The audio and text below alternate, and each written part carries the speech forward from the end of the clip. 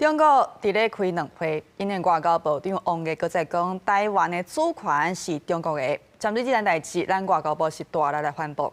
下月底，川普甲习近平就要来见面，川普敢会伫台湾议题让步，就是为着要达成美中贸易协议。学者就分析啊，讲伫咧地缘政治，美国即马是真强势，应该袂替台湾来交换。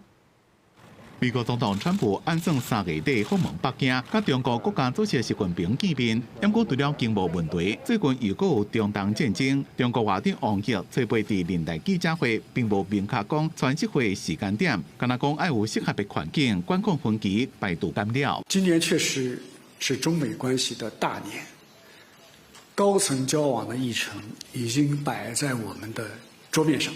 两国不打交道，只会导致误解误判。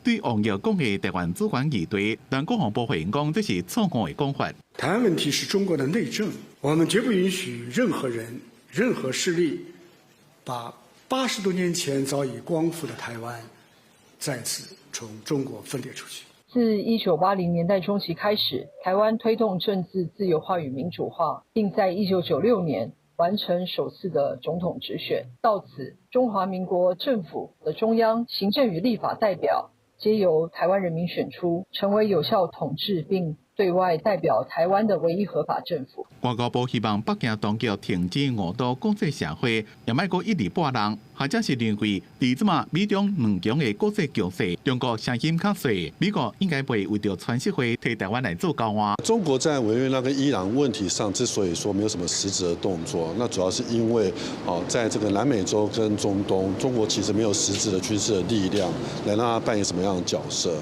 所以他顶多只能够说打打嘴炮。美国本身其实在地缘政治上，它也是呈现一个相当强势的姿态，它不至于说会在地缘政治的面向上来向中国做什么样的一个让步。国防部吹背发布的中军伫台海周边的动态，侦晓7台强舰，不过强机数则是0。中共军机这几年正接扰乱台湾，不过2月27到3月初6连续7天拢无出现伫台海周边。国防部讲会用任务机构甲华地飞弹系统严密监控。